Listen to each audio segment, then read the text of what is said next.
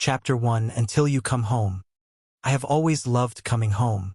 No matter how loud the crowds were or how bright the stage lights became, nothing ever compared to opening the front door and seeing the place Blake and I built together. It still felt surreal sometimes. Blake Stevens, one of the biggest movie stars in the country. The man whose face was plastered on billboards, movie posters, and magazine covers. The man who somehow fell in love with me. And me? Carson Levy. A singer who spent more time in airports than at home. Someone whose songs reached millions of people but who only wanted to hear one person's voice before going to sleep. 2 months ago, Blake slipped a platinum ring onto my finger while we were on a private beach during sunset. There were no reporters, no photographers, no dramatic audience, just us. He had smiled nervously before asking, "Will you marry me?" I laughed because Blake Stevens, the actor who could cry on command in front of thousands of people, looked terrified asking a simple question. I said yes before he could finish his speech. We were getting married at the end of the year. Even now, just thinking about it made me smile. After nearly 6 months touring around the world, I was finally home. Tokyo, Seoul, Paris, London, Los Angeles, Sydney. The concerts blurred together after a while. Every city welcomed me with screaming fans, flashing cameras, and sold-out arenas. I loved performing. I loved singing. But my body clearly disagreed. "You need a break," my manager practically begged after our final concert. For once, I didn't argue. The exhaustion wasn't normal anymore. At first, I blamed jet lag. Then the constant flights. Then rehearsals. But recently, I found myself getting tired from simply climbing the stairs. Sometimes I had to stop halfway just to catch my breath. Even singing songs I'd performed hundreds of times left my chest feeling tight. Then there were the bruises. I'd wake up with purple marks on my arms and legs without remembering bumping into anything. It was strange, but touring was rough. I figured my body just needed time to recover. A few weeks at home with Blake would fix everything. Or so I thought. "You're staring again." I looked up from the couch and found Blake leaning against the doorway with 2 mugs of coffee. He was still wearing sweatpants and a plain white shirt, yet somehow looked like he'd stepped out of a magazine. It wasn't fair. I wasn't staring. You were. I was appreciating. He laughed before handing me my mug. "That's a dangerous word." "I mean it." I reached over and pulled him down beside me. The moment he settled against my side, I rested my head on his shoulder. This was my favorite place in the world. "You smell nice." I showered. "I know. You watched me." "I absolutely did." Blake chuckled. "You're unbelievable. You love me." "I do." There wasn't even a second of hesitation. Just those 2 words. Simple. Honest. They warmed me more than the coffee in my hands ever could. He kissed the top of my head. "I missed you. I missed you more." "I don't think that's possible." "Oh, you had millions of fans keeping you company. And none of them are you." He smiled so brightly that my heart squeezed. Sometimes I forgot that despite our careers, we were just 2 men trying to make a relationship work. Schedules weren't kind to us. Sometimes we'd only see each other for a few days every month. Phone calls became dates. Video chats became dinner together. Time zones became enemies. But somehow, we always found our way back home. "I have something to tell you." I looked at him. His smile faded into something more careful. "What is it?" The studio finalized everything. My stomach tightened. "I'll be filming overseas." I blinked. "For how long?" 3 months. 3 months. It wasn't the longest we'd been apart. But it was close. The location? New Zealand. I let out a quiet breath. "So, pretty far." "Yeah." He looked guilty. I tried asking if they could shorten the schedule. "You don't have to." "But, Blake." I squeezed his hand. "This is your dream project." "It is." "Then go." He searched my face. "You sure?" I nodded with a smile. "I'll be fine." The truth? I already hated the idea. The house felt empty whenever he was gone. I wasn't very good at being alone. But I also knew how hard he'd worked for this role. I'd never ask him to give that up. He leaned forward until our foreheads touched. I'll call every day. I know. I'll fly back if you need me. I laughed. I'll survive 3 months. You better. I promise. He kissed me gently. I love you. I love you too. The next few days disappeared far too quickly. We spent as much time together as possible. Cooking, watching movies, walking around the garden, planning our wedding, arguing over flower arrangements because Blake somehow had stronger opinions about roses than I did. You seriously don't like white lilies? They remind me of funerals. I laughed so hard I nearly dropped my phone. You are impossible. And yet you're marrying me. I know. Lucky you. I rolled my eyes. So lucky. The morning of his flight arrived before I was ready. I helped him carry his luggage to the front door. Neither of us said much. There wasn't really anything left to say. We'd done this before. It still never got easier. The driver loaded his suitcases into the car. Blake turned toward me. Take care of yourself. I will. And actually rest. I said I would. No sneaking into the recording studio. I make no promises. Carson. I laughed. Fine. He wrapped his arms around me one last time. His embrace was warm. Safe. Home. I'll be back before you know it. I'll be waiting. He kissed me softly. Then he climbed into the car. I stood outside until the black SUV disappeared beyond the gates. The mansion suddenly felt quiet. Too quiet. I slipped my engagement ring between my fingers, turning it absent-mindedly. 3 months. I could handle that. I had before. I took one step toward the front door when a sudden wave of dizziness hit me. The world tilted. My vision blurred for just a second. I grabbed the wall before I could fall.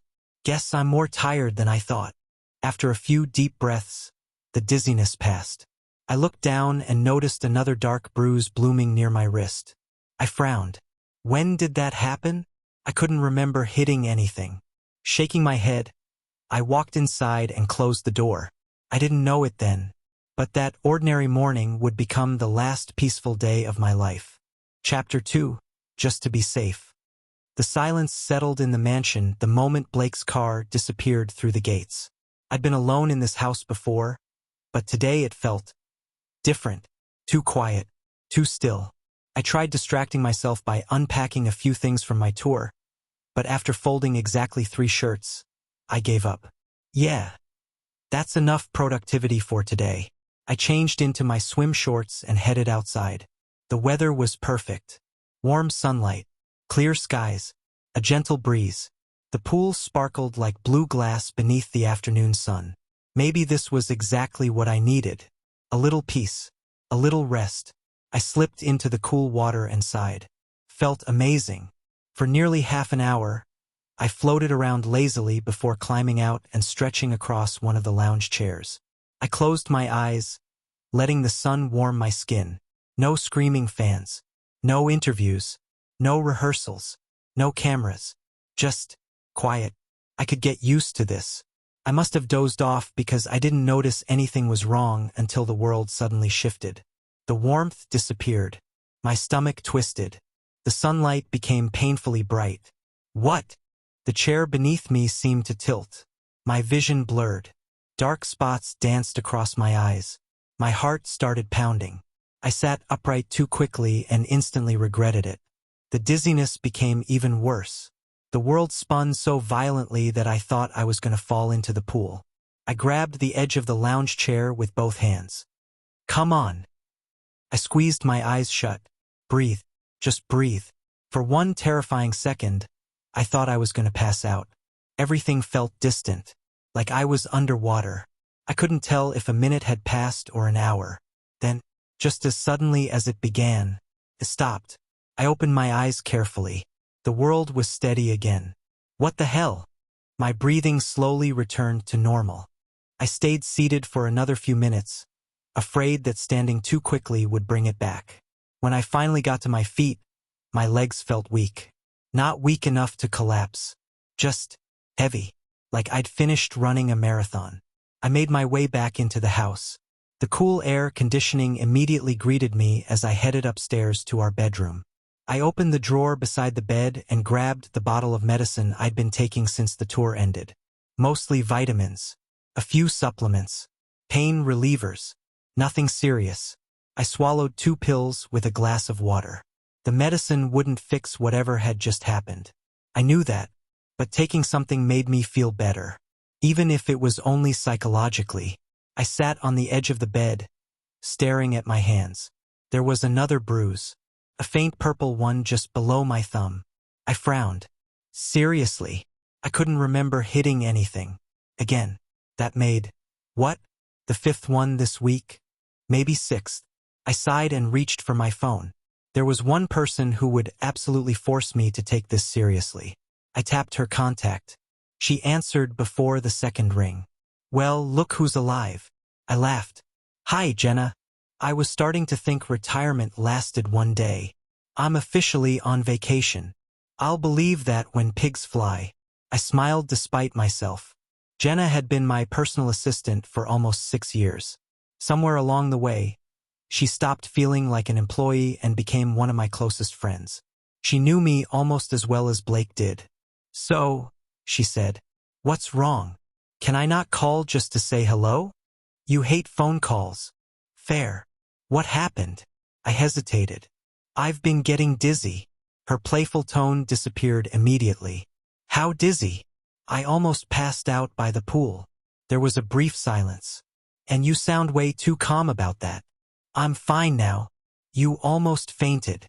I didn't. You almost did. Technically. Carson. I know. She let out a long sigh. I'm scheduling you with Dr. Alvarez. I was actually going to ask. I already knew. I smiled. Thanks. When do you want to go? As soon as possible. I'll call her clinic. You're the best. I know. She hung up before I could tease her any further. Less than 10 minutes later, my phone buzzed. Jenna. Appointment confirmed. Tomorrow. 10:30 a.m. Don't even think about canceling. I laughed. Me bossy. Jenna, you're welcome. I set my phone aside. Maybe it was nothing. Stress, fatigue, jet lag, overwork. Any doctor would probably tell me to sleep more and drink water. Still, getting checked wouldn't hurt, just to be safe. That night, I climbed into bed earlier than usual. The empty side of the mattress caught my attention immediately. Blake always complained that I stole the blankets. Now they were perfectly folded where he'd left them. I reached over anyway. The sheets were cold. He was probably somewhere over the Pacific by now, either asleep, watching movies, or reading another script. Calling him would be pointless. Besides, if I told him about today, he'd spend the next 12 hours worrying instead of preparing for filming. No, I'd wait. Once the doctor told me it was nothing, I'd laugh about it with him. With that comforting thought, I switched off the bedside lamp. Sleep came surprisingly quickly. The following morning, I drove myself to Dr. Alvarez's clinic. I'd known her for years. She treated everything from vocal strain to exhaustion after world tours. The receptionist greeted me with a smile before leading me inside. A few minutes later, Dr. Alvarez entered the examination room. She smiled warmly. It's good to see you again, Carson. I wish it were under less medical circumstances. She chuckled. So, tell me everything. I explained the fatigue, the shortness of breath, the bruises, the dizzy spells, especially yesterday by the pool. She listened without interrupting, occasionally writing notes. When I finished, she looked thoughtful. I'd like to run several tests. I figured.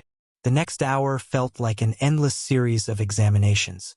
Blood pressure, heart rate, breathing tests, a physical examination, then several tubes of blood for laboratory testing.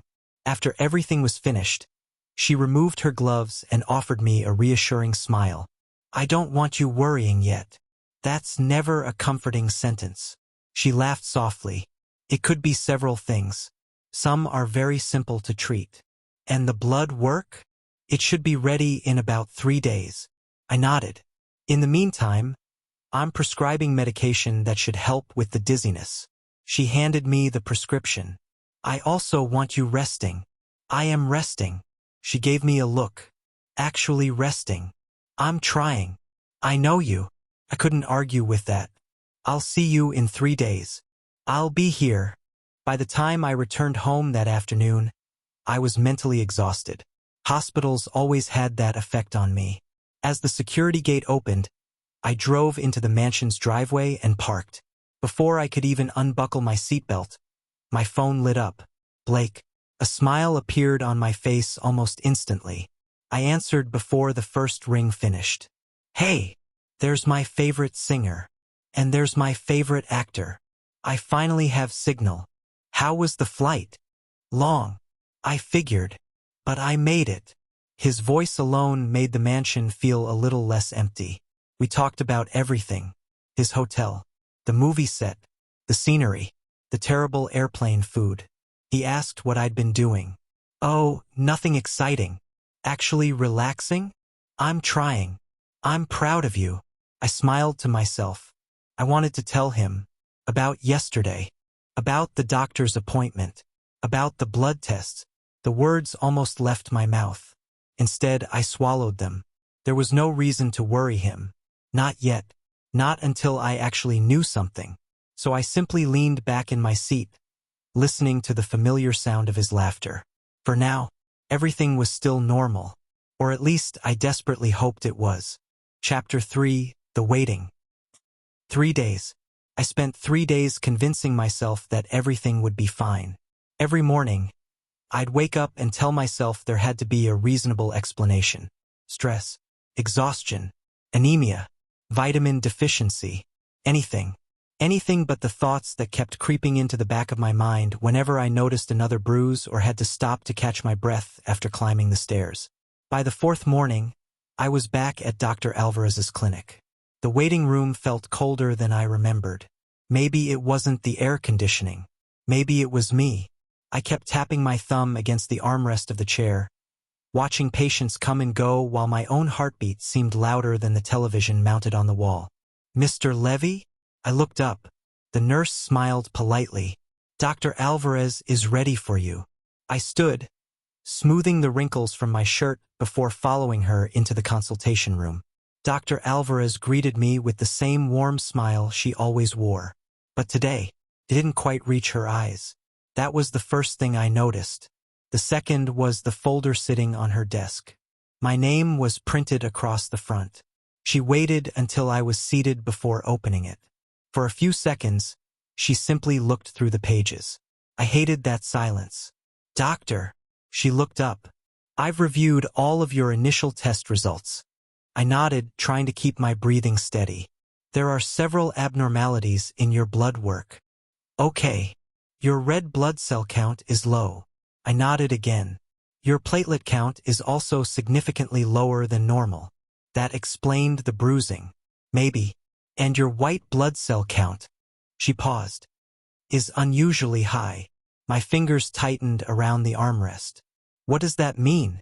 She folded her hands together. I want you to understand that what I'm about to say is based only on the initial findings. I stared at her. The results suggest the possibility of leukemia. The room became strangely quiet. I heard the word. I understood the word. But it didn't feel real. Leukemia. She nodded gently. Yes. I looked at the folder on her desk. Then back at her. No. The word escaped before I could stop it. No, that's... I laughed softly. Not because anything was funny. Because it sounded impossible. I've never been seriously sick. I know. I exercise. I know. I don't. I couldn't finish the sentence. She let me have a moment. Finally, she spoke again. Carson. I looked at her. This is not a diagnosis. My eyes met hers. The blood work suggests the possibility. So we need more tests. I swallowed. What kind? I'd like to perform additional laboratory work. I nodded. And I also want a bone marrow biopsy. That sounded painful. I must have made a face because she smiled sympathetically. It isn't the most comfortable procedure. I figured. But it's one of the most important tests we have if we're investigating leukemia. I leaned back in my chair. So you're saying?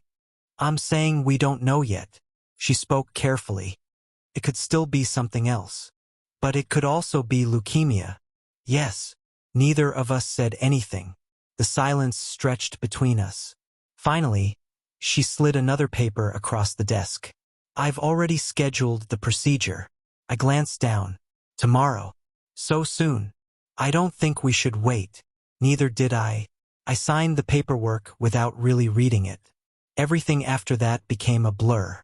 Instructions, possible side effects, recovery time, follow-up appointments. I heard every word. I remembered almost none of them. The drive home felt strange. I couldn't even remember the route. One moment I was leaving the clinic. The next, the security gate to the mansion was opening in front of me. I parked the car and stayed there. The engine had already been turned off. But I couldn't make myself move. Leukemia. The word echoed over and over inside my head. Possible leukemia. Not confirmed. Possible. I repeated those words like a prayer. Not confirmed. Not confirmed. Not confirmed. I didn't cry. Couldn't. It was almost as if my emotions hadn't caught up with reality yet. Instead, I just felt weightless, like someone had scooped everything out of my chest and left nothing behind. I eventually climbed out of the car and walked inside. The mansion greeted me with the same silence it had every day since Blake left. Normally, I hated how quiet it was. Today, I was grateful for it. I walked into the kitchen and poured myself a glass of water. My hands were steady, almost unnaturally steady. I drank the entire glass without tasting it. Then I looked around the room. Everything looked exactly the same. The flowers, the paintings, the photographs of Blake and me from vacations we'd taken together. The engagement photo sitting on the counter. The world hadn't changed. But somehow, mine had. I sank onto one of the dining chairs and stared at nothing. I wasn't dying. I reminded myself of that. I wasn't even diagnosed. There was still a chance. Maybe the doctor was wrong. Maybe the biopsy would show something completely different. Maybe all of this would become a funny story Blake and I laughed about years from now. I held on to that thought with everything I had. Because if I let go, I wasn't sure what would happen. That evening, my phone rang. Blake, I smiled automatically before answering. Hi. Hey. His voice sounded brighter than usual. I survived my first week. I never doubted you. You should have seen today's explosion scene. Oh, it took 4 takes. Were you the one exploding? He laughed. No, that's next month. I smiled. Good. Keep smiling. Keep acting normal. So, how are you? He asked. I'm good. You sound tired. I've been sleeping a lot. That's what vacation is for. I know. He started telling me about the cast, the director, the beautiful filming location, the ridiculous amount of fake rain they'd used for one scene. I listened quietly. This movie, it wasn't just another project. It had been Blake's dream for years. He'd fought to make it happen. He'd invested his own money as one of the producers because he believed in it that much. He'd spent years turning this script into reality. I wasn't going to take that away from him. Not over something that wasn't even confirmed. Carson. You still there? Yeah. You got quiet. I was just listening. You sure everything's okay? There it was. The question. The opening. I could tell him now. I could tell him about the blood tests, the biopsy, the possibility. He'd fly home. I knew he would. He wouldn't hesitate. And I couldn't let him do that. Not yet. So I smiled, even though he couldn't see it. I'm okay. A lie. A small one. One I hoped would only last a few more days. Good, he said softly. I miss you. I miss you too. When I get back, we're taking a month off. I laughed. A whole month. I don't care what your manager says. And yours. I'm producing the movie. So you're going to argue with yourself? Exactly. I smiled for real that time. I'd like that. We'll disappear somewhere. Where? Anywhere with a beach.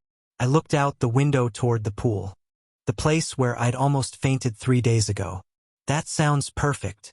It'll be our reward before the wedding. The wedding. I closed my eyes. Yeah. Our wedding. I can't wait. Me neither. After we said goodnight, I remained sitting on the couch with my phone resting in my lap. The house was quiet once more. Tomorrow would bring answers. And for the first time in my life, I realized just how terrifying it was to wait. Chapter 4. The day my world stopped. The bone marrow biopsy hurt. There was no point pretending otherwise. Even with the local anesthetic, I felt the pressure deep inside my hip, followed by a sharp ache that made every muscle in my body tense. I gripped the edge of the examination table until my knuckles turned white. Almost done, the doctor said gently. I nodded. Couldn't trust my voice. A few moments later, it was over. The nurse covered the small wound with a bandage and helped me sit up. Take it easy for the rest of the day, she said. You'll probably feel sore. I've had worse. It was only half true. The physical pain wasn't what bothered me. It was what the test might reveal. As I stood to leave, Dr. Alvarez walked me to the door. The laboratory should finish processing everything within 2 days. I nodded. The results will come directly to me. Okay. We'll discuss everything once they're in. Okay. She placed a reassuring hand on my shoulder. Try not to think about it too much. I forced a smile. I'll try. I knew I wouldn't. The next 2 days were torture. Every hour felt like an entire day. Every time my phone buzzed, my heart jumped before I realized it wasn't the hospital. I tried watching movies. Couldn't focus. I tried reading.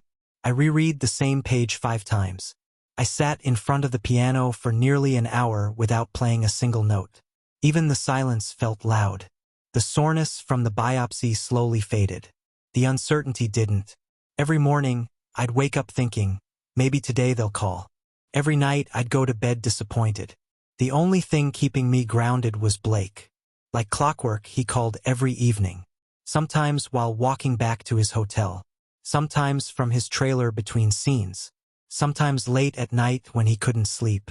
We talked about everything except the one thing consuming my thoughts. You should see the mountains here, he said one evening. They're that nice. They're incredible. I'll have to visit. You won't. I laughed. No, I'm bringing you here after the movie. Oh, we'll rent a cabin. What happened to the beach? We're doing both. That's expensive. I can afford it. I know you can. He chuckled. We'll stay somewhere with no reporters. No fans. No interviews. No managers. Just us. I closed my eyes. Just us. And after that, his voice softened. We should start looking at venues for the wedding. My chest tightened. I've actually been looking. Oh, I found one near the coast. You didn't tell me. I wanted it to be a surprise. I smiled. I can't wait to see it. I think you'll love it. There was a pause. You okay? Yeah. You sound emotional.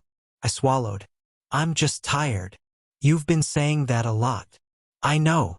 When I get home, we're going to spoil ourselves. I thought we already did. No. I'm talking massages. I laughed. Fancy dinners. Keep going. Sleeping until noon. You're speaking my language. And absolutely no work. I like this plan. I know. He laughed again. God, I missed him. More than I wanted to admit. After every call ended, I would stare at my engagement ring for several minutes. I wanted to tell him, every single day. But what if all of this turned out to be nothing?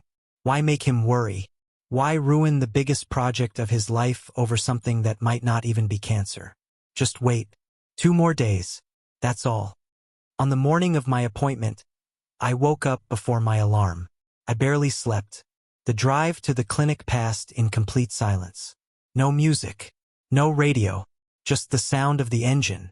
When I arrived, the receptionist greeted me with a sympathetic smile. That smile immediately made my stomach sink. She already knew, didn't she? The nurse called my name almost immediately. Dr. Alvarez is waiting. I followed her down the familiar hallway. Everything looked exactly the same. The same framed paintings, the same pale walls, the same office. But today felt different. Dr. Alvarez stood when I entered. She didn't smile. Instead, she quietly gestured toward the chair across from her desk. "Please sit." My heart started racing.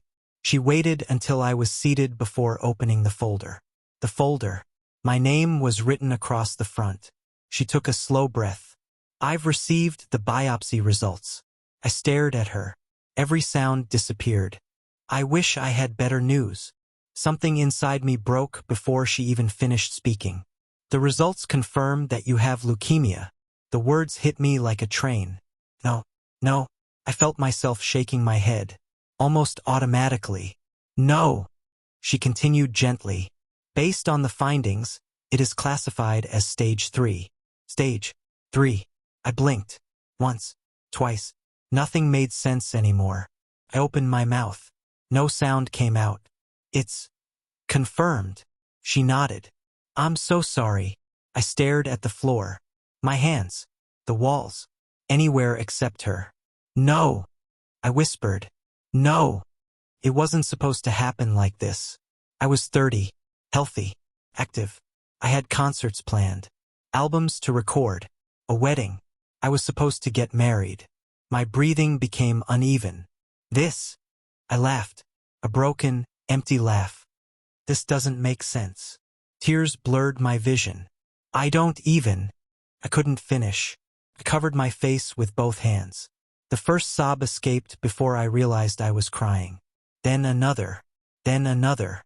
Everything I had been holding back for the past week came crashing down at once. I cried harder than I ever had in my life. Not quietly. Not gracefully. The kind of crying that left my chest aching and stole every breath from my lungs. I struggled to speak. "I don't want to die." The words shattered something inside me. Dr. Alvarez moved beside me and gently rested a hand on my shoulder. "Carson." Couldn't stop. "I don't want to leave him." Another sob escaped. "We're getting married." I looked down at the engagement ring on my finger. The platinum band blurred behind my tears. "We already picked the date." My voice cracked. "We already started planning everything." I buried my face in my hands again. "He asked me to grow old with him." I was supposed to grow old with Blake. We were supposed to argue over furniture, adopt a dog, travel the world after retirement, complain about our aching backs, celebrate anniversaries with gray hair. That was the future we'd promised each other. Now, I didn't know if I'd even make it to our wedding. Dr. Alvarez handed me a box of tissues. I took one, then another, then another. Nothing could stop the tears. After several long minutes, I finally managed to calm my breathing enough to look at her. I couldn't even say the word. She understood anyway. "Leukemia is a serious illness," she said gently. "But it is treatable." I held on to those two words. Treatable. "We're going to refer you to a hematology and oncology team immediately." I listened through the haze of my tears. "They'll discuss chemotherapy and other treatment options with you." Treatment. Hope. There was still hope. Wasn't there? "I want you to start as soon as possible." I nodded weakly. My voice trembled. How do I tell him? That question hurt more than any biopsy. More than the diagnosis itself. How was I supposed to call the love of my life and tell him that everything we dreamed about had suddenly become uncertain? How was I supposed to hear his voice without breaking apart? I looked down at my engagement ring once more. For the first time since Blake slid it onto my finger, felt unbearably heavy. Chapter 5. Come home. I don't remember how I got home. One moment, I was sitting in Dr. Alvarez's office. The next, I was standing in the middle of our living room, still holding my car keys. The house was quiet, painfully quiet. I looked around at the framed photographs lining the shelves. Blake and I at an awards show. Blake laughing while I shoved birthday cake into his face. Our engagement picture. Every photograph was a reminder of the life we'd built together. The life I suddenly wasn't sure I would get to keep. I sat on the couch and stared at my phone. It was only a matter of time before it rang. Every evening, without fail. I could ignore it, pretend I was asleep, pretend my phone had died. But that would only make him worry even more. No, he deserved the truth, even if saying it out loud would make it real. The phone rang just after 8. Blake. My thumb hovered over the screen for several seconds before I finally answered. Hey! The word barely came out. Hey, beautiful! His voice wrapped around me like a warm blanket. For one brief moment, I almost forgot. How was your day? He asked. Fine. Silence. Too much silence. Carson. What's wrong? I looked down at the floor. Nothing. Don't do that. My chest tightened. I know your voice. I'm just tired. No. He answered so quickly that it startled me. You're crying. I closed my eyes. I hadn't even realized my tears had started again. My voice cracked. I'm not. You are. Another long silence. Talk to me. I pressed my hand against my forehead. Where do you even begin? How do you tell the person you love that your entire future just changed? How do you say words that will break both of your hearts? Carson, I'm here. Please. His voice had become quiet, gentle, almost pleading. Tell me. I took a shaky breath. Then another. No, not like that. I couldn't just say it. Not all at once. Do you remember? I swallowed. When I told you I'd been tired after the tour? Yeah. And the bruises? Yeah. I went to see Dr. Alvarez. The line went silent. You went to the doctor? I didn't tell you. No. I didn't want you worrying. Carson. She ran some tests. I heard Blake inhale sharply. Blood work. I paused. Then more tests. My hands were trembling so badly that I almost dropped the phone. A biopsy. His voice became smaller. Why? I closed my eyes. Because. The tears came back before I could stop them. He thought something was wrong. Carson. I got the results today. Silence. The kind that hurts. I could almost hear his heartbeat through the phone. What did they say? I started crying again. Not loudly. Just enough that I couldn't stop my voice from shaking. I have leukemia. Nothing. Not even breathing. Just silence. Then, what? His voice cracked so sharply that it barely sounded like him. The biopsy confirmed it. No. I squeezed my eyes shut. It's stage 3. No. He repeated it again. Louder. No. I know. No. I could hear him breathing hard now, like he couldn't catch his breath. That's not. He stopped talking. Several seconds passed. Then I heard something I had never heard before. Blake crying. Very quietly, trying not to let me hear it. But I did. I'm sorry. Those were the first words that came out of my mouth. I'm so sorry. Why are you apologizing? His voice broke. You didn't do anything. I should have told you. You should have. I'm sorry. I would have come. I know. You went through all of that alone. I didn't want you to worry. I'm supposed to worry. I wiped my eyes. The doctor said it's treatable. He didn't answer. She said I'm being referred to specialists. Still nothing. We're going to discuss chemotherapy. I tried smiling even though he couldn't see it. There are treatment options. Finally, he spoke. When do you start? I'm not sure yet. You'll find out soon? Yeah. Good. I nodded to myself. Blake. I need you to stay there. What? You heard me. No. His answer came instantly. I need you to finish the movie. No. This is your dream. I don't care. You've worked years for this. I don't care. You're producing it. I don't care. I laughed weakly through my tears. You keep saying that.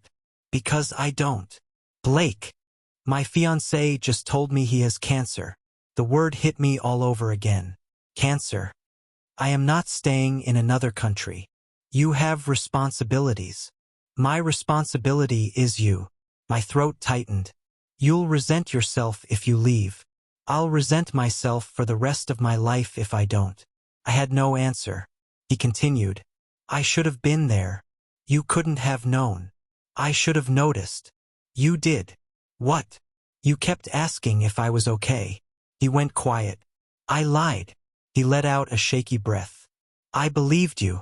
I know. Another silence settled between us. This one was softer, filled with tears instead of shock. I don't want you giving up your dream because of me. His voice became incredibly gentle. Carson. You are my dream. My heart shattered. I've wanted this movie for years. I know. But I've wanted a life with you even longer. I covered my mouth to stop another sob. If I lose the movie. He paused. I can make another one. My tears fell harder. If I lose you. His voice broke completely. There isn't another you. Couldn't breathe. No words came. Only tears. I've already decided. Blake. I'm coming home. You don't have to. I do. They'll understand. What if they don't? I'll deal with it. The production can replace me. You can't just walk away. I can. His voice was firm. I'll talk to the studio tonight. You've invested so much. I'd invest everything I own if it meant sitting beside you tomorrow. I leaned forward until my forehead rested against my knees. I had spent days telling myself to be strong, to protect him, to let him chase the dream he'd spent years building. But now, hearing him say he was coming home, every wall I'd built collapsed. I need you. The confession slipped out before I could stop it. Barely above a whisper. I know. So much. I know. I'm scared. The words came out broken. So am I. I don't want to do this alone. You won't. I don't know what's going to happen. You don't have to. I started crying so hard I couldn't finish. His voice remained calm, steady, like an anchor. I'm coming home. No arguments. No hesitation. Just certainty. For the first time since Dr. Alvarez had spoken the words stage 3 leukemia, I allowed myself to stop pretending I was strong. Because the truth was, I didn't want to be brave anymore. I didn't want to protect everyone else. I didn't want to face chemotherapy, hospitals, or the fear of tomorrow by myself. I just wanted the man I loved. And for the first time since this nightmare began, I knew I wouldn't have to wait much longer. Chapter 6 Home. The next day felt endless. I checked my phone more times than I could count. Blake had texted me throughout the day, keeping me updated on flights, layovers, and delays. Landed. Waiting for my connection. Boarding now. I'll be home tonight. Those 4 words were the only thing keeping me together. I'll be home tonight.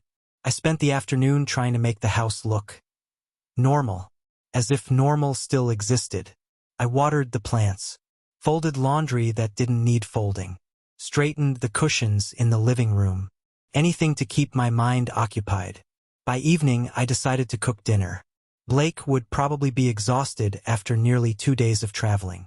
The least I could do was have something warm waiting for him. I chopped vegetables slowly, careful not to strain myself. A pot simmered quietly on the stove while another pan heated beside it. The smell of garlic filled the kitchen. For a few minutes, everything felt ordinary again. Then the knife slipped from my fingers, clattered onto the counter. No, my vision blurred. Not again. The room tilted violently. I grabbed the edge of the counter. The marble beneath my hands suddenly felt impossibly far away. Breathe. The words barely left my mouth. My chest tightened. Dark spots spread across my vision. The kitchen lights became painfully bright. I tried taking a step. My legs gave out. The last thing I heard was the pan crashing onto the floor. Voices. Far away. Someone was calling my name. Carson. Everything was blurry. Carson. Warm hands. Familiar hands. Then, baby. That voice. I knew that voice. With great effort, I forced my eyes open. The ceiling came into focus first. Then, Blake. He was kneeling on the kitchen floor, cradling me against his chest. His face was pale.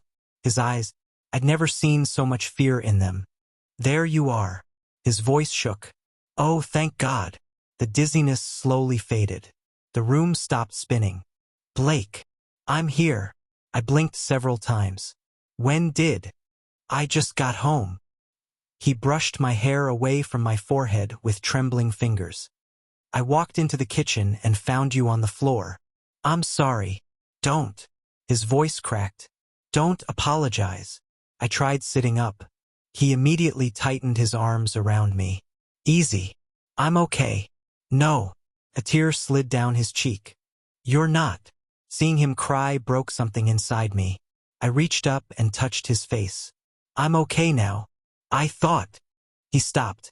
His jaw clenched. I thought I lost you. Those words stole the air from my lungs. I looked into his eyes. There was no actor in front of me. No celebrity. No producer. Just the man I loved. Terrified. Because of me. I wrapped both arms around his neck. The moment I held him, everything I'd been holding inside for days finally escaped.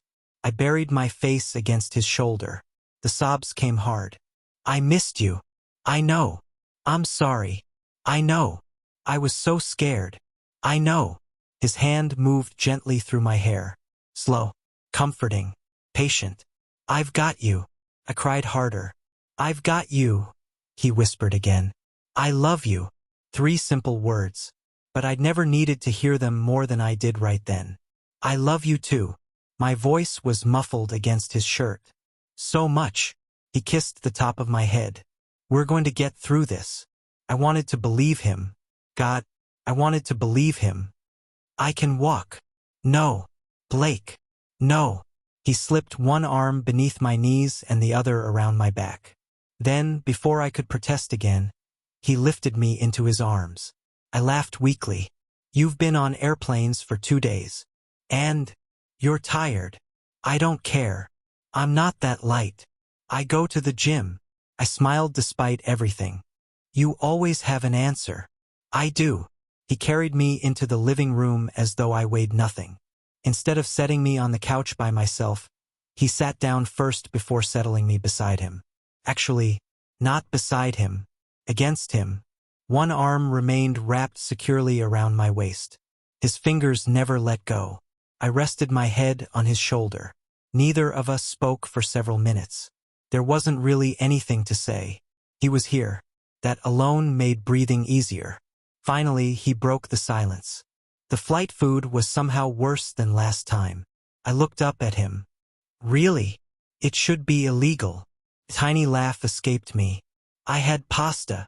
Was it good? I think they committed crimes against Italy. I laughed again. There he is. What? Your laugh. He smiled softly. I missed it. My eyes stung. I missed yours too. He started telling me random stories. About an actor who kept forgetting his lines. About the director accidentally calling everyone by the wrong names. About how one of the crew members somehow locked himself inside a portable bathroom. The stories weren't important. He wasn't trying to entertain me. He was trying to remind me that life still existed outside hospitals, outside blood tests, outside cancer. And somehow, it worked. For the first time in days, I laughed. Not because I forced myself to, because I genuinely wanted to. Later that evening, Blake stood and held out his hand. Come on. Where? Bed. It's only 9. You need rest. So do you. I'll rest better beside you. I took his hand. This time he let me walk. But he never let go. Not once. When we reached our bedroom, I paused. The room suddenly felt complete again. His suitcase sat near the closet. His jacket hung over the chair. His watch rested on the nightstand. Home. He noticed me staring. What? You really came back? He looked at me as if I'd asked the strangest question in the world. Of course I did. You left your dream. He stepped closer until there was barely any space between us. I came home to mine. My eyes filled again. He cupped my face. So no more thinking you have to do this by yourself. I nodded. No more pretending you're okay. Another nod. No more protecting me from the truth. Okay. He leaned down and kissed me. Slowly. Tenderly. There was no desperation in it. No fear. Just love. The kind of kiss that said I'm here. The kind that promised I'm not leaving. When we finally pulled apart, he rested his forehead against mine. I love you. I love you too. We climbed into bed together. For the first time in days, the mattress didn't feel too big. Blake wrapped both arms around me from behind, pulling me gently against his chest, almost as if he was afraid I'd disappear if he loosened his grip. I reached for his hand and intertwined our fingers. Neither of us spoke again. We didn't need to. His heartbeat echoed softly against my back. Steady, warm, alive.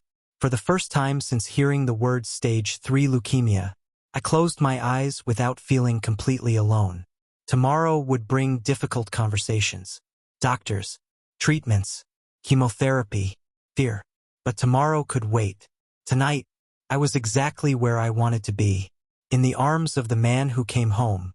Chapter 7, One Day at a Time. Time stopped making sense after I started treatment. People always say to take things one day at a time. I learned that hospitals measure life differently. One blood test at a time. One chemotherapy session at a time. One scan at a time. One doctor's appointment at a time. Weeks slipped past before I realized they were gone. My first chemotherapy session began exactly 1 week after my diagnosis. I remember sitting in the treatment chair, looking at the clear liquid dripping slowly through the IV into my arm. I had imagined feeling hopeful. Instead, I felt terrified. Blake sat beside me the entire time. He held my hand through every bag of medication, every needle, every beep from the machines. He never complained, never looked at his phone, never left the room unless a nurse practically forced him to eat. Whenever I looked over, he smiled, even when I could tell he was scared, even when I caught him wiping his eyes in the reflection of the window, thinking I couldn't see. The first treatment ended, then the second, then another. I waited. The doctors waited. Everyone waited. Nothing changed. Not the way they hoped. The blood work barely improved. The cancer didn't respond the way it was supposed to. The only obvious change was my hair. One morning, I ran my fingers through it while getting ready. When I pulled my hand away, several strands remained tangled between my fingers. I stared at them for a long time. Later that afternoon, more came out. Then more. Every shower left clumps circling the drain. Every pillowcase held another reminder. One evening, I looked in the bathroom mirror and quietly asked Blake to help me shave it. He looked at me for several seconds before nodding. Neither of us spoke while he carefully ran the clippers over my head. When he finished, he rested his forehead against mine. "You still look handsome." I laughed softly. "You're biased." "I absolutely am." Then he kissed my bare forehead. "I'd fall in love with you all over again." I cried after that. Not because of my hair, because of him, because somehow, he still looked at me the same way he always had, like I was the most beautiful person in the world. I didn't understand how. I wasn't the man I'd been just weeks ago. I'd lost weight so quickly that my clothes hung loosely from my body. My cheeks had become thinner. Dark circles settled beneath my eyes. Some mornings, walking from the bedroom to the kitchen left me breathless. The bruises grew darker, larger, almost black against my skin. The dizzy spells became more frequent. Sometimes I'd have 2 in a single day. The fevers came and went without warning. One minute I'd be freezing beneath 3 blankets. The next I'd be drenched in sweat. There were nights when I couldn't stop shivering even though Blake held me close. Every time I thought things couldn't get worse, they somehow did. The specialists refused to give up. "This treatment isn't working, so we'll try another." When that failed, we still have other options. Then another therapy, another medication, another combination, another hope, another disappointment. Each new treatment came with another list of side effects. More nausea, more exhaustion, more pain. But the leukemia, it refused to move. Every appointment ended with the same expressions. Doctors speaking quietly outside my room. More blood tests, more discussions, more waiting. I started recognizing the look in their eyes. The one they tried so hard to hide. Concern. A few weeks after my diagnosis, everything changed again. Someone leaked the news. I never found out who. One morning, I woke up to dozens of missed calls from my manager. By lunchtime, the entire world knew. International singer Carson Levy diagnosed with leukemia. Every news channel carried the story. Entertainment programs, newspapers, online articles. People debated my health like it was breaking news. I stopped reading after the first day. There wasn't any point. Instead, something unexpected happened. Letters started arriving. Thousands of them. The record label received so many that they had to dedicate an entire room just to store them. My manager brought boxes to the mansion every few days. Letters from children, parents, students, cancer survivors, people I'd never met, people from countries I'd only visited for one night during my tours. Some wrote in English, others didn't. Translations were tucked inside many of them. Every letter said something different, but they all shared one message: keep fighting. One little girl from Brazil included a drawing of me standing on stage with no hair. She'd written in bright blue crayon, "You'll still sing beautifully." I cried for 20 minutes after reading it. A man from South Korea wrote about surviving leukemia himself. He ended his letter with, "Hope isn't something you feel. Sometimes it's simply something you choose." I folded that letter carefully and kept it inside my bedside drawer. There were hundreds more, maybe thousands. I couldn't reply to all of them, so Blake and I recorded a short video instead. I wore a beanie over my head, mostly because I still wasn't used to seeing myself without hair. Blake sat beside me, holding my hand just outside the camera's view. "Thank you," I said to everyone watching, "for every message, for every prayer, for every letter. It means more than I could ever explain." Blake squeezed my hand. "We've read as many as we can." His voice was steady. "And we're grateful for every single one." We didn't talk about treatments, or test results, or my condition. Only gratitude. Some things still belong to us. The mansion slowly filled with family. Blake's parents came first. His mother hugged me the second she walked through the front door. She didn't say anything. She just held me. When she finally pulled away, she smiled through tears. "We're going to spoil you." I laughed. "I don't think that's doctor's orders." I raised Blake. She smiled. "I know exactly how stubborn this family can be." His father hugged me next. "I'm glad you're not facing this alone." "Me too." A few days later, my parents arrived. The moment my mother saw me, she froze. I knew why. I'd lost nearly 20 pounds since she'd last seen me. My clothes were too big. My face looked different. She walked toward me slowly before wrapping me in the tightest hug I'd ever received. "My baby." That was all she managed before she started crying. "I'll be okay, Mom." Even saying those words felt strange now. She nodded anyway. "I know." My father wasn't a man who cried easily. But when he hugged me, his arms lingered longer than usual. Long enough for me to understand everything he couldn't say aloud. My older brother tried making jokes. "They finally found a haircut that doesn't take forever." I laughed. Then he laughed. Then we both cried anyway. My younger sister spent most of her visit pretending everything was normal. She brought board games, my favorite snacks, movies we'd watched growing up. She refused to let the house feel like a hospital. For a few hours, didn't. Late one evening, after everyone had gone home, Blake and I sat together on the back porch. The pool reflected the moonlight. It looked exactly the same as the day I collapsed beside it. Only, I wasn't the same man anymore. Blake reached over and intertwined our fingers. Neither of us spoke. We didn't have to. The silence between us had changed. It no longer felt empty, felt shared. I leaned my head against his shoulder. "I don't know what happens next." He kissed the top of my head. "We'll find out together." I closed my eyes. Together. That word had carried me through the last several weeks. It had become stronger than fear, stronger than pain, stronger than every disappointing test result. The treatments might not be working. My body might be growing weaker. But every morning I still opened my eyes, Blake was there, holding my hand, reminding me that even on the hardest days, I was never fighting alone. Chapter 8. Until my last breath. Blake's perspective. Fear has a way of changing you. It steals sleep. It makes every cough sound louder than it should. Every fever feels like an emergency. Every moment of silence becomes unbearable. For weeks I'd lived with that fear, watching Carson grow weaker day after day, watching treatments fail, watching hope slowly slip through our fingers. I kept telling myself there was still time. There had to be. That evening started so normally.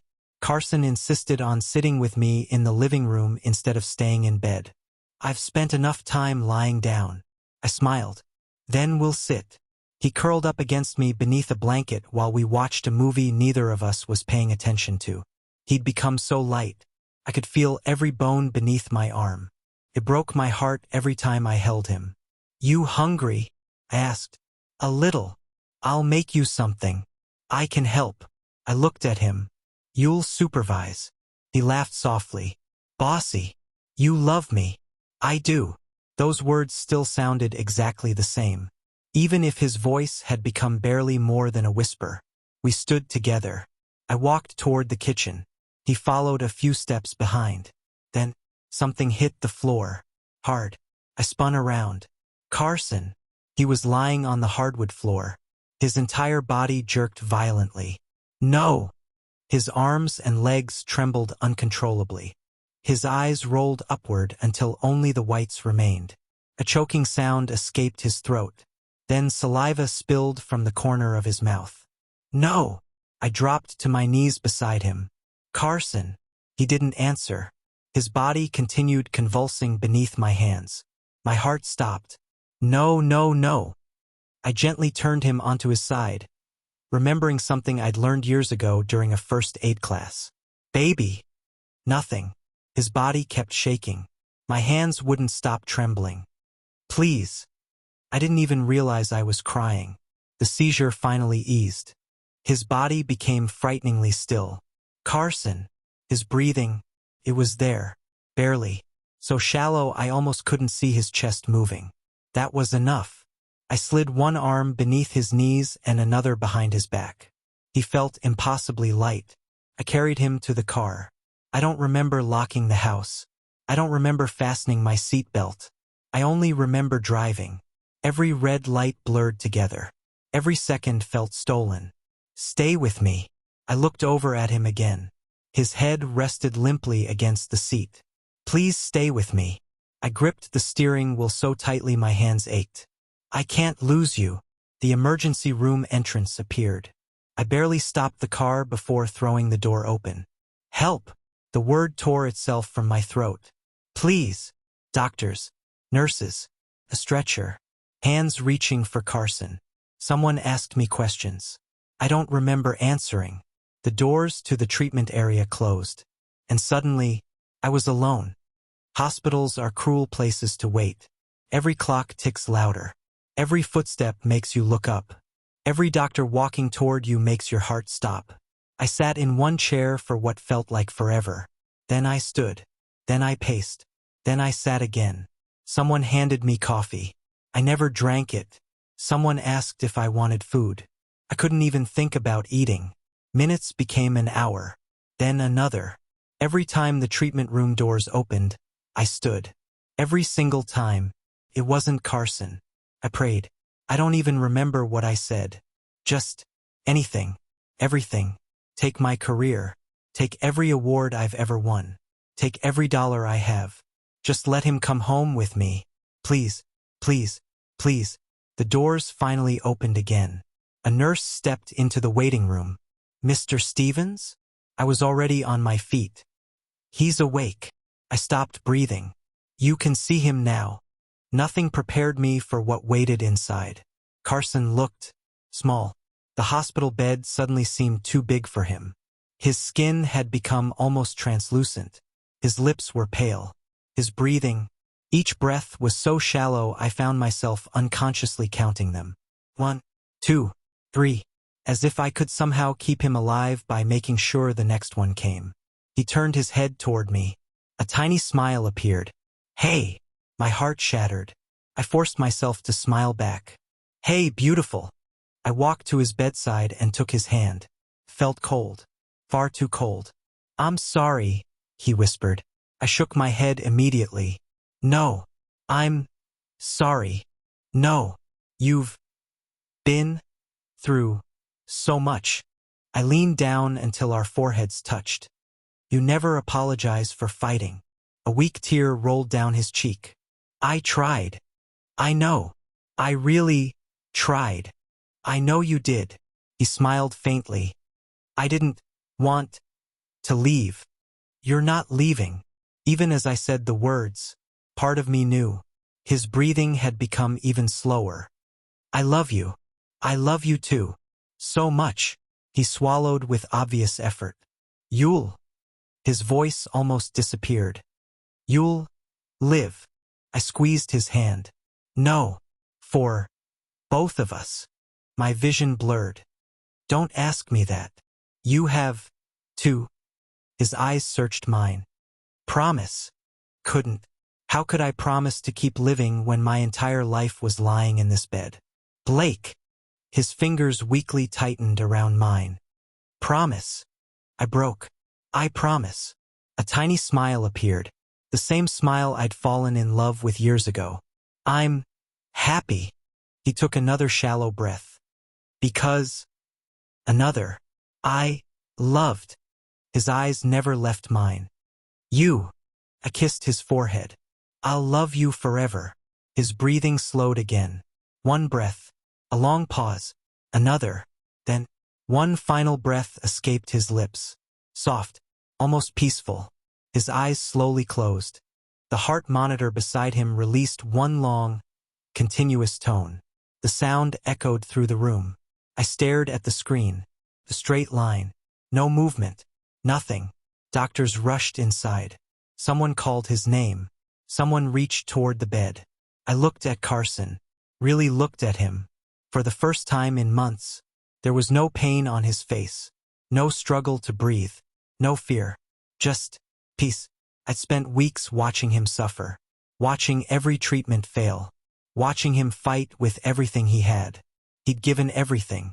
Everything. I slowly raised my hand. It's okay. The room became quiet. I swallowed the sob threatening to tear me apart. He doesn't have to fight anymore. No one moved. I leaned over and kissed his forehead one last time. His skin was already cooling beneath my lips. I love you. The words came out broken. So much. Tears streamed down my face. I rested my forehead against his hand. The hand that had held mine through movie premieres, concerts, lazy Sunday mornings. The day he said yes when I asked him to marry me. Now, it lay still in mine. I cried. Not quietly. Not with dignity. I cried until my chest hurt. Until I couldn't breathe. Until there was nothing left inside me except heartbreak. The love of my life was gone. And the world kept turning anyway. Chapter 9. Until my dying breath. Blake's perspective. I never understood how cruel silence could be. Not until the day of Carson's funeral. The church was full long before the service began. Family, friends, people we'd worked with over the years. Actors, directors, producers, musicians, people whose lives Carson had touched without ever realizing it. The front rows belonged to the people who loved him most. My parents sat beside me. My mother hadn't stopped crying since the moment we arrived. My father kept one arm around her, though his own eyes were red. Across the aisle sat Carson's family. His mother held onto his father's hand so tightly that her knuckles had turned white. His older brother stared blankly at the floor. His younger sister buried her face in a handkerchief, her shoulders shaking with quiet sobs. Then there was Jenna. She stood near Carson's casket, one hand resting gently against the polished wood. She cried openly. She never tried to hide it. She had been more than his assistant. She had been his best friend. And now, she had to say goodbye too. I walked toward the casket on unsteady legs. The closer I got, the harder it became to breathe. Carson looked peaceful, almost as though he were sleeping. His favorite suit fit him perfectly. His engagement ring still rested on his finger. I reached out. My fingertips brushed against the wood. Not him, just the casket, because I couldn't bring myself to touch him one last time. The priest began the final prayers. His voice echoed softly through the church. I heard every word, yet I couldn't remember a single one afterward. I only heard Carson's laugh, his singing, the way he'd call my name from another room, the way he'd always steal the blankets, the way he'd smile whenever he caught me staring at him. I lowered my head. The tears came quietly, one after another, falling onto clasped hands that no longer wore an engagement ring. I'd taken mine off that morning, not because I wanted to, because I couldn't bear looking at it. When the prayers ended, several people hugged me. I thanked them. I don't remember who they were. Everything blurred together. The drive to the cemetery passed in silence. I barely noticed it. The only thing I could see was the hearse in front of us. When the pallbearers carried Carson's casket toward the grave, something inside me cracked. This was real. There were no more hospitals, no more treatments, no more hope, only goodbye. The priest spoke again. Family members placed flowers. Then, the ropes began lowering the casket. Slowly, inch by inch, I watched it disappear beneath the earth. No! The word escaped before I realized I'd spoken. No, not him. Please, not him. My knees nearly gave out. My father caught my arm before I fell. The sound that left me didn't even sound human. Every ounce of grief I'd been trying to hold together burst free. I cried harder than I ever had in my life. Not because I wanted to, because I couldn't stop. The man I loved, the man I was supposed to marry, was disappearing beneath the ground, and there was nothing I could do to stop it. The world mourned with me. That still amazes me. Fans gathered outside the church with white flowers and candles. They sang Carson's songs together long after the funeral ended. Cities around the world held candlelight vigils. Videos filled the internet. People shared stories about how Carson's music had carried them through heartbreak, loneliness, depression, and loss. News stations aired tributes. Radio stations played his songs all day. There were messages from people who had never met him. From world leaders, artists, athletes, children, cancer survivors, millions of strangers, all saying the same thing. Thank you. I watched only a few of them. Each one hurt. Each one also reminded me that Carson's voice hadn't disappeared. It still lived inside millions of people. A month later, I went back to work. Not because I wanted to, because I had made a promise. You'll live. For both of us. Those had been his final words. Every morning before stepping onto the set, I'd repeat them silently. For both of us. The cast welcomed me back without questions. The director hugged me. Some crew members cried. Others simply squeezed my shoulder. Everyone understood. Filming wasn't easy. Some days I'd have to excuse myself because something reminded me of Carson. A song, a joke, a sunset. I'd step outside, cry for a few minutes, wash my face, then go back, because I promised him. Months later, the movie was finally finished. At the premiere, the theater fell silent before the opening scene. Words appeared against a black screen. For Carson Levy, the love of my life. There wasn't a dry eye in the room. Not long after, I established a foundation in Carson's name and donated a significant portion of my earnings to leukemia treatment programs and cancer research. It would never be enough. No amount of money could bring him back. But maybe, one day, someone else wouldn't have to say goodbye the way I did. If Carson's name could help save even one life, he would have smiled. I know he would have. Almost a year later, I finally kept another promise. The vacation. The one we'd planned before everything changed. I traveled alone. To the quiet beach we'd spent hours dreaming about during late-night phone calls. The cabin overlooked the ocean. Exactly the kind Carson would have loved. I carried a small backpack. Inside was a framed photograph of us. The one from our engagement. He was laughing. I was looking at him instead of the camera. As usual, I placed the picture beside me in the sand. Well, I smiled. We finally made it. The wind carried my words away.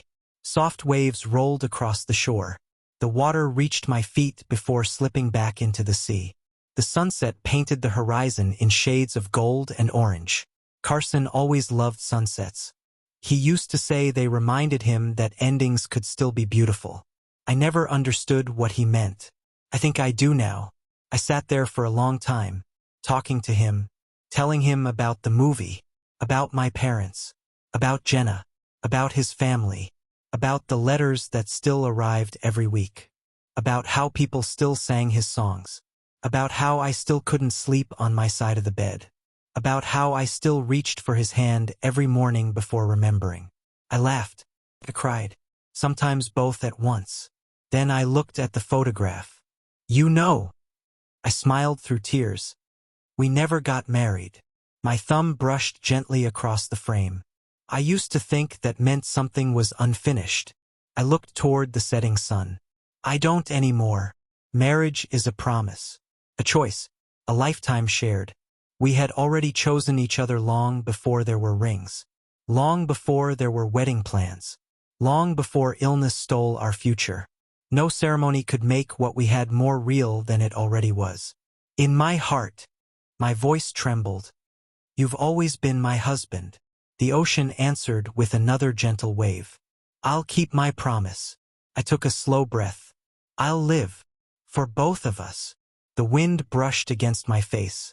Warm, gentle, almost like a familiar touch. And I'll love you. I closed my eyes. Forever. When I opened them again, the last sliver of sunlight disappeared beneath the horizon. The day had ended. But not our story. Because love like ours doesn't vanish with death. It changes. It lingers. It becomes the quiet strength that carries the one left behind. And until the day I take my final breath, Carson Levy will still be the greatest love of my life. The man I chose. The man who chose me. My husband. Forever. The end. If you enjoyed this story, don't forget to like, leave a comment, and subscribe to the channel for more exciting chapters every week. Thank you for your support, and I'll see you in the next video.